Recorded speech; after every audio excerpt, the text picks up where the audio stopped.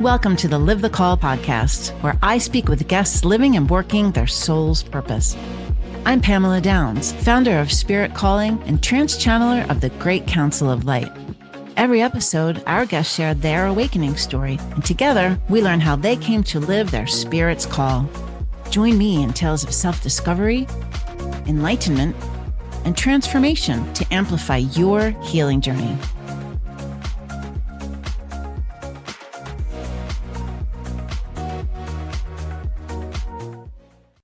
Welcome to Live the Call, where we dive deep into living with purpose and embracing your true calling. I'm your host, Pamela Downes, and today I'm thrilled to be joined with my special guest, James Bene. James is an intuitive Usui Reiki Master, psychic, spiritual coach, and the owner of Bene Mudra Wellness. James has worked with thousands of clients, helping them enhance their intuition and build a stronger connection in their spiritual path. James is launching his new show, also on the Ethereal Network, which we're so excited about, called House of Bene, and we can't wait to hear all about that. And I just want to welcome you to Live the Call. I'm so happy to see you and meet you and to hear your story. Welcome. Thank you, Pam. It's a pleasure to be here, and I'm so glad that we are able to connect in this really awesome way. Yeah, me too. We already started connecting. We started sharing, and we're already like, oh, your story sounds like mine. So I was like, Yes. we have to record. Let's get this. Let's get this for the viewers and the listeners out there. As I was saying before, Live the Call is a beautiful example to people who are just starting to hear their spirit calling them, who are looking for something more, who are seeing that crack and seeing what's on the other side of what they've always known and listening. And, you know, hearing the stories of people who have honored it, who are now living it and creating impact in the world, living on purpose, serving, it's an inspiration to others. So I would love to dive into the story of how you got to the work that you're doing today. What was it? Can we start at the very beginning and talk about the, like, did you always have spiritual gifts, and how did that present itself to you? Sure. Well, yeah, starting at the very beginning, I usually tell people that my spiritual gifts started to materialize probably around the age of 4 or 5, if I'm correct. And they began as whispers, feeling energy that wasn't my own, and then ultimately seeing spirit, in multiple forms. Now, as a child, that was not fun, and it was pretty scary, to be honest. Yeah. I also experienced a lot of like astral travel as a child, because I'm just going to be very honest, and I'm usually pretty straightforward with my story. I'm a child from trauma, and so I believe that most often, children that go through trauma and escape into themselves tend to continue to do that through adolescence, and it kind of keeps everything open, and so Yeah. I found myself, because of what I experienced at a young age, unknowingly, constantly seeking, a space inside myself as a haven to rest or heal or to find understanding, or really to escape Yeah. what was going on. And in that escapism, I feel like it was a springboard of connectivity. While I felt alone, or I felt like, misunderstood, or all these things children feel when they're going through trauma, the one thing I did have was this weird thing that would happen to me when I would close my eyes, and I would go in, and I would escape the world, and I would go to a place, and sometimes this place was scary. Sometimes this place became too real, but became my sanctuary. And so at a really young age, when I look back, and I would remember being in my bed and being like, oh, James, let's do that thing where I get that weird feeling. And I would go into meditation until I felt my body start to almost leave. I mean, my soul almost leave my body. I was practicing astral traveling. It's because of trauma. Like, I could see that now. But because of this, it just stayed with me. As I got older, all that work that I think that I was subconsciously doing as a kid, it kind of made me who I was. And I had a real strong connection with spirit, even though it really scared me in the beginning. And I did feel presence of angels and guides and those that have crossed over. I would have conversations with them, I would start to feel things about other people. My favorite thing to do as a kid was to play therapist, and I would like line my friends up and just basically tell them what was wrong with them. Like, let's play therapist again. No, James, we don't want to do Exactly. that. They're like, I don't want to. I'm like, let's do it. It's fun. They're like, no, it's not. But so for far back as I remember, it was there. And then I went to performing arts school.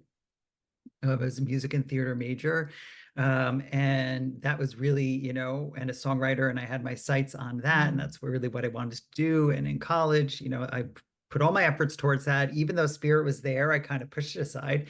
And then when I graduated college, and I was actually working professionally and writing music and kind of started to get into the industry, that knock just started to come back. And a lot of these same experiences I had as a child, I started to have again, out of nowhere. And so because of that, as an adult, someone in their early 20s, I really had to look at it and be like, hey, I'm schizophrenic, like I'm going crazy, which I thought for a while. I was like, this is it. Like, put me in the nut house, you know, or it's something else, and it was something else. And I delved in head first. I found a healer. I didn't even know these people existed. Like, I learned what Reiki was. People that I met were like, you should, I was in New York City at that time. I'm in LA now, but people I met were like, you should meet this woman. You should talk to this person. And next thing I knew, I was kind of in the spiritual community in New York City. And people took me under their wing and, showed me the lay of the land. And I started to do deep healing work on myself. I became Reiki certified, one thing led to another. I was reading, going to symposiums and workshops, and my intuition was just getting stronger and stronger, as I worked on myself and my trauma. And it got to the point where I remember the day where I said to myself, I just felt a click happen, like a shift. I know Wayne Dyer talks about that. It's like a shift. Sometimes you just feel this, like, things click together. I had that experience as I was walking to Starbucks in the morning. I remember, and everything clicked. It was like all the healing work I had done, like, kind of at that moment, like, integrated into my holistically, I suppose. And I knew at that moment, Spirit said, you're ready to work with people. Like, you're ready. Wow. I didn't feel it. I was like, I'm still that, I still feel like a mess. You're like, me, I'm gonna work on people. Yeah, I'm like, as much as I want to have this like Caravaggio experience, I was like, I don't know about this, but I followed my hunch. I listened to what I feel Spirit was asking me to do. The next day, I like put up a makeshift flyer, just like, intuitive Reiki healing. That's what I called it in the beginning. I didn't know what to call myself. And a couple days later, I got someone called. I was shocked. And I was You were like, I was like, is I this really forgot happening? Yeah. And that was it. I had prepared my space, and they came, and that really was the beginning of a long line of just seeing clients. And as I worked with clients, I'm also like a certified life coach as well. But as I worked with clients, really, that's when I started to like really get into it. I always say that those first like batch of people really made me the healer, the person that I am, because I found myself with them. And I think they found themselves with me too. So it really was this co-creative experience, and it changed what I thought I needed to be as a healer and as a psychic. I remember my first client came, and I was really nervous, and it happened to be a male. And men are kind of few and far between in this industry. It's a female heavy industry. So it was a male. So I was already like, oh God, really?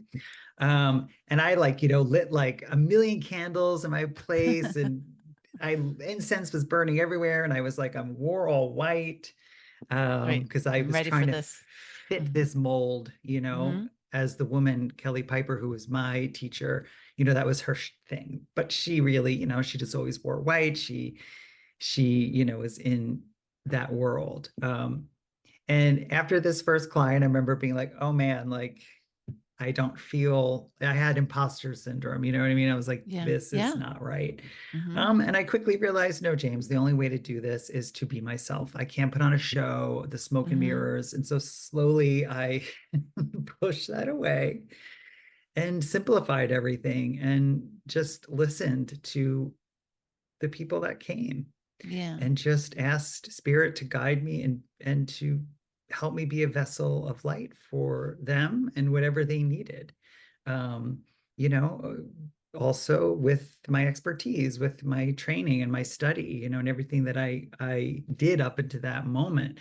Don't get me Mm-hmm. wrong, this for me, it wasn't an overnight thing. Like I studied religion and metaphysics and spirituality. I soaked it in like a Mm-hmm. kid learning, a new language for the first time. It became a sponge for it, Mm-hmm. and I thought and figured, well, if I do a lot of the research and I do a lot of studying, then my clients don't have to, right? So I can be kind of like a little bit of an encyclopedia for them, and I can help them and I can give them advice or point them to certain authors or teachers or philosophies that might be well suited for them and their spiritual journey. So Your story is long-winded. so amazing. No, I love it. It's amazing. Long-winded. Yeah, and you and I have been waiting to meet for so long, and I just feel like such a connection to you because we sort of have the same story so far. Yeah. And it was a healing journey, which uncovered, more and Mhm. more um, gifts and Mhm. understandings and creating the picture of who you are. And you only get that by experiential learning. And Yes. right, the whole experience of the imposter syndrome, I think that a lot of people go through that, not just in spiritual spaces. I remember my first job I did. I'm like, they're going to fire me. They're going to know that they hired the wrong person. I don't know how to do this. Like, they're going to figure me out. And like, they hired Mhm. me and I did a great job. But you have Mhm. that, but you have to make it your own, and you Mhm. have what you know because you learned from your teachers, and we become the teachers, and then the people that we support become teachers of others. And it's amazing, right? Mhm. Um, Yeah. yeah, so the psychic stuff, the I remember doing a little bit of that when I was a kid too.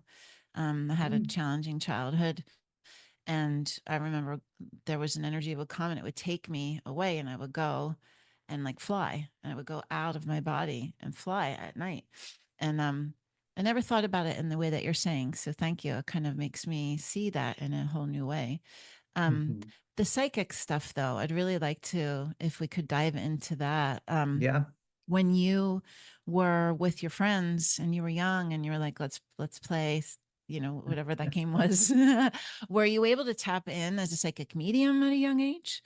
Or were you getting knowings and understandings and hearing things and understandings about people? Um, it came on in the beginning as real knowing, like just a deep Mm, knowing. So, mhm. this claircognizant kind of energy of, I just Yeah. know this to be true. I don't know how. Yeah. It's, there's no rational reasoning around it. I just know it to be a fact. Hmm. Things that I, don't think that I could know, or, having dreams of things, or, a lot of people have that kind of, oh, I think of my grandmother and then she calls, things like Hmm. that. But I would have tons of that, like Hmm. so many of these synchronistic moments. And I would have deja vu, that, when you have deja vu, usually it's like a second. I would go Hmm. into these moments of deja vu that seemed like they were like 10 seconds. So this like Wow. bizarre feeling that would come over me of like, oh, I'm in between time and space. And I Yeah. could never kind of grasp what that was, just having Hmm. these weird things kind of happen to me. And I would have that feeling when I would get a message or when I would feel something. I would get this almost like wonky type of feeling. Yeah. I couldn't just describe it. That doesn't happen so much to me anymore at this point, but in the beginning, that's how it was coming in. So I really didn't know. I thought, I mean, back then, I really thought like this is kind of normal. Everyone has this or this, everyone feels this way. You know, I didn't see myself as special or different, even though I was. It just felt natural. And so that's how I guess my being a psychic began, you know, and that too at a young age. Although because I did have a lot of fear around what I had seen and the things that would come to me at night. I mean, I slept with my light on until late into my 20s. Yeah. You know, I really did have a boundary. You know, I really did have a long arm up being like, okay, close for business. I don't want this. I have enough to deal with in my everyday life than to have this like spiritual thing happening too. It's too much, you know. I need to sleep. I I, need to I sleep. need just to need to Everybody. sleep. I need to turn off my light. You know, I need to just like sleep in the dark. Um, so I think the fear definitely stifled it a lot, and I pushed it away for a long time, and then things did slow down. You know, I didn't have these kind of feelings as much. I just wasn't in a place of allowing until again in my like early to mid 20s, things started to come back. I started to feel spirit in my bedroom again. I started to have these supernatural experiences, whether it be with angelic energies or like extraterrestrials, even, dare I say. And I had to, you know, the phenomenon that I experienced in my life, knowing now that I am a sane person, you know, these were light beings. These were otherworldly beings, whether again, angels, guides, extraterrestrials, I think they're all kind of similar. The same. Yeah. The same, you know, contacting me and being with me and sending me signs and numbers. And I believe pushing me towards a spiritual path, you know, they know best. So I began to trust it, and I began to shift my focus from this idea of supernatural, from this idea of occult and esoteric, which I was got really interested in, like reading about the occult and paganism and all of that stuff too. You know, I definitely delved into that space as well. But I started to pull away from it when I started to really discover and understand light beings, and I started to understand that world. And as I moved closer to source, I moved further away from fear, further away from that energy. And I noticed that I wasn't getting these visitations. I was aligning myself with a higher vibration. And in that space, I felt really activated and ready to really delve into all of the psychic stuff and to connect with those that have crossed over, allowing it with, you know, still boundaries, but learning that language and then studying mediumship and reading about it and learning it, you know, and fine tuning things, you know. So it was definitely a journey. And, you know, I think that most people, for me, it's taken a long time. Even sometimes still, like when someone asks what I do, I have like you know, like, a how do I moment. say what I do? There's so many things that I do. How do I bundle that into a description or a title? Yes. Yeah. Or, you know, psychic has, you know, kind of a negative connotation. And some people think it's really cool and they're interested. Other people will latch onto you for dear life, and other people think you're just nuts, you know. So you get a reaction. There's always an immediate reaction. And so sometimes I still, you know, although I think when we really do what we're meant to do, we attract the right people, where this verbiage is totally okay. Oh, psychic, great. That's, you know, especially here in LA, it's like everyone is psychic. But but yeah, I mean, really. But you know, I think that times have changed, and I then was able to like safely say, yeah, like I do psychic mediumship work. I'm a healer, a life coach. This is what I do. You know, I'm in the world of metaphysics, you know, channeling source and just being cool with it and not Cool with that. cool with it. Yeah. Absolutely. And plus you've got a lot of time and experience and understanding under your belt. And you, like we were talking about earlier, as you enter each decade, you get just more comfortable Yes. in your skin and your abilities and how you show up. Um, it's fascinating. I can relate to the psychic thing because I don't want to feel like people think I have a crystal ball. I can just answer their every question about their Mhm. relatives or if the right location. And I can talk to the guides, and if they want to tell me, they will. But it's not like going to be an automatic thing. I can't tell you the lottery number, or, those sorts Yeah. of things. And so everybody has a different understanding of it. And I kind of Hmm. attach the word intuitive to it, like a psychic Hmm. intuitive, to kind of like calm it down a little bit. Yeah. Like bring it down to like a more digestible way of talking about it. But it's Hmm. interesting. But psychic mediumship really is its own thing. And Hmm. to talk with someone's deceased loved ones, um, you know, I'm just stepping into this now. The guide said that I would be expanding my psychic mediumship abilities and my healing stuff. So it's been Hmm. coming now, and it's very cool. So you talking about the first Yeah. couple of clients that you have had in Hmm. the beginning, like defining and helping you, you're both on that ride together. That's what I'm experiencing now. And Hmm. it's so cool. It's really Great. cool. It's so neat. Yeah. Yeah. Um, It is really cool. mhm. And and It's opening things up. It opens yeah, it everything up. opens everything up, and it Hmm. people will guide you to be the best healer and mentor that you can be based on their needs, because the Hmm. right people are brought to you, right? The universe puts the right people in your path. And so Yes. you understand then what community or which type of person you best relate to and can best help, you know? Hmm. And so it's experience is the teacher, right? That I guess at the end of the Absolutely. day. So when you work with people, do Mhm. you either work with them with a specific modality, or do you go in with your bag of tricks and you're like, I intuitively know and I connect, and this person needs the Reiki, or this person wants to get a Mhm. message from their deceased loved one, or the guides are channeling this for them to understand, or like, how does Mhm. that work? I'm just so curious. Yeah. So I used to do, and sometimes I do, when I travel back to New York, I have like, like the oldie but goodies base of clients that still are in New York and that I still see.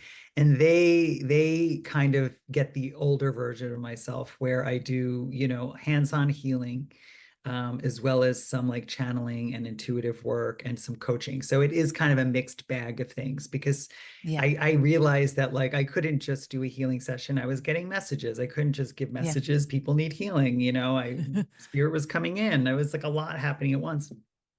So it was like, well, this is kind of what I do, now, I would say that more often when I work with a client one-on-one, it is for psychic mediumship, it is for psychic intuition. And if there's some healing that comes up, then, I kind of will do it in the moment. Hmm. But I think that over time, I realized that I can help people more with the psychic mediumship, channeling, and even life coaching, right? Helping Yeah. people, especially people that experience childhood trauma, seems to be Hmm. people that are connected to me.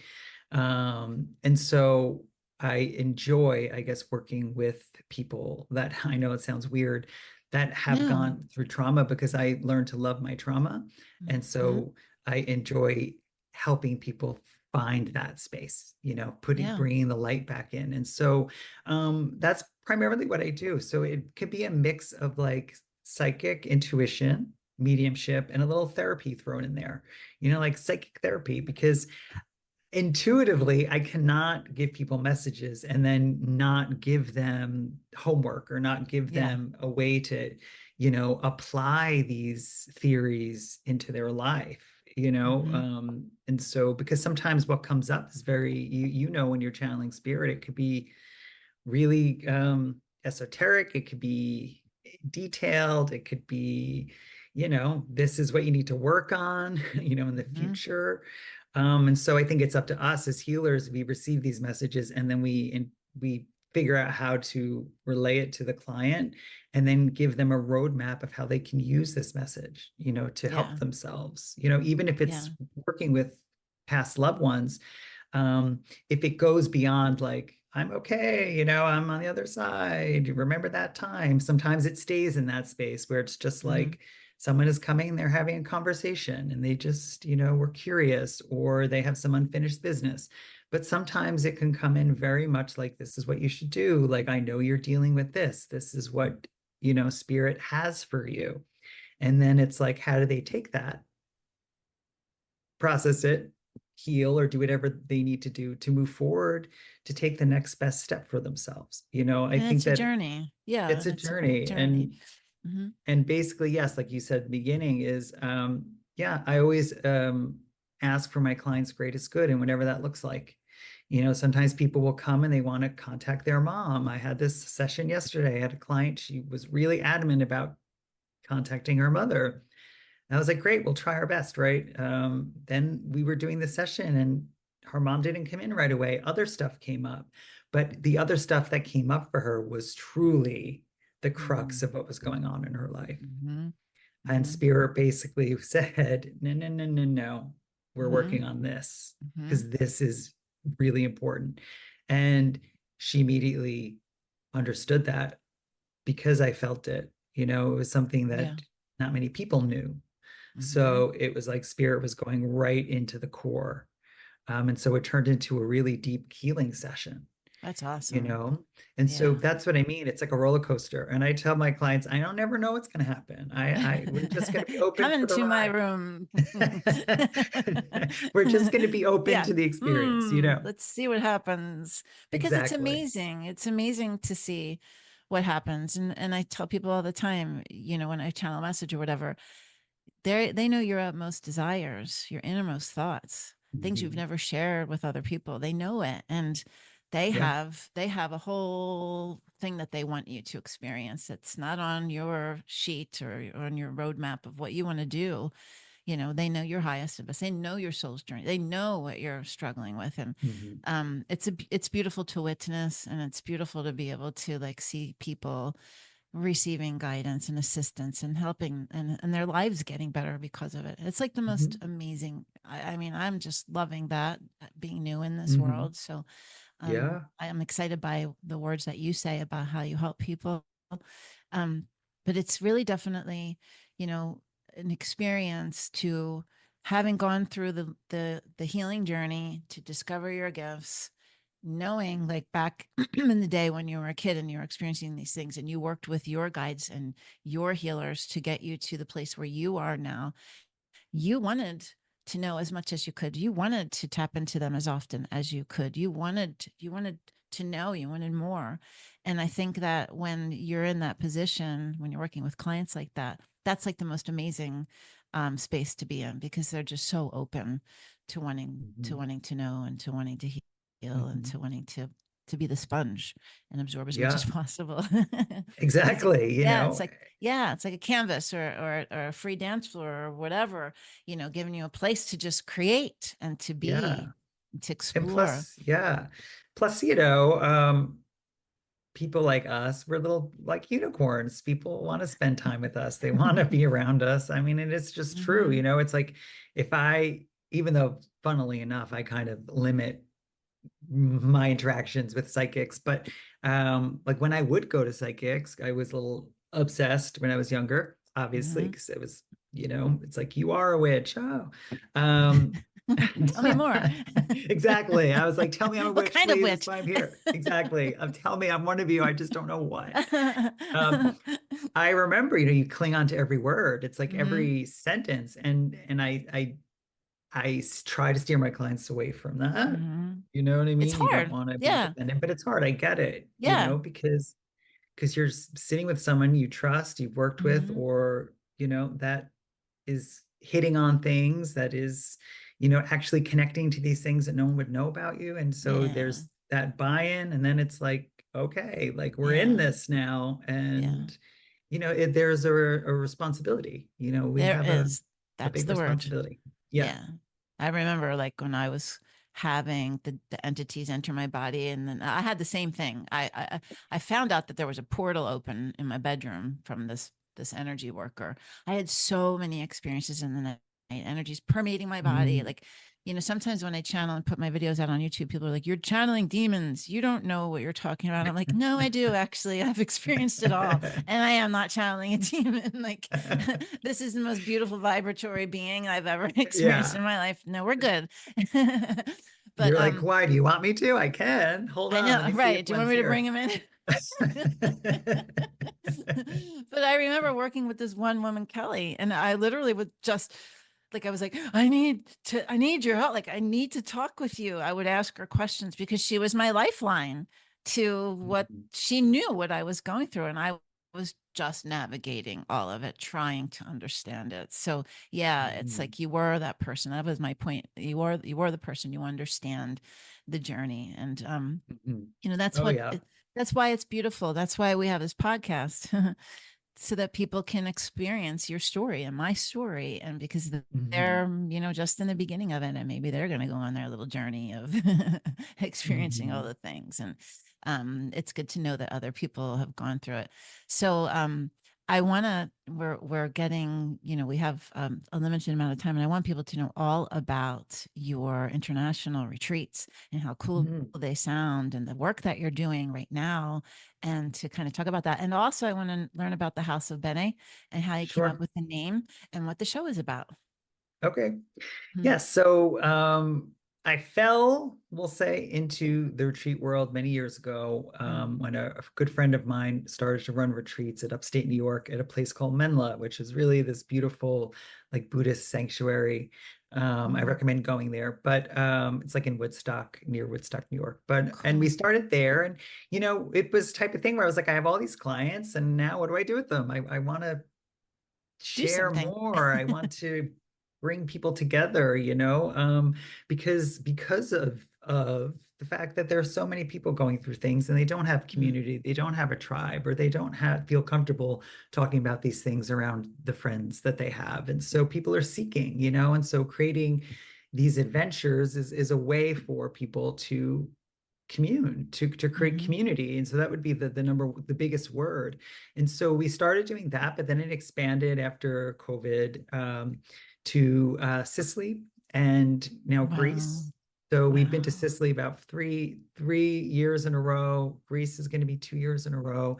And these are just wonderful retreats. My partner, Kim Larkin, and I produce them and arrange them and come up with the programming. And again, it's yoga, Reiki, meditation, sound baths, psychic messages, intuitive development in Sicily. So they're really great if people are looking for a getaway that also includes like a really great spiritual program. I recommend it because we do a lot of traveling, and I believe you're gonna bring people across the world. Yeah. We're gonna go on excursions. We're gonna see, the sights, because for me, travel in my life has been so healing, just so healing, because it's something that as a kid, I never thought I would do or could do. And then when I realized, no, I really can and will, and then started, my life shifted. Seeing and being around other cultures is just so healing. And it's just, it's one of my passions, and Yeah. so being able to bring people into these new cultures and these places that I had been to already that and was like, people have to come here. There's spirituality here, there's a vortex here, there is energy here, there is healing for people here.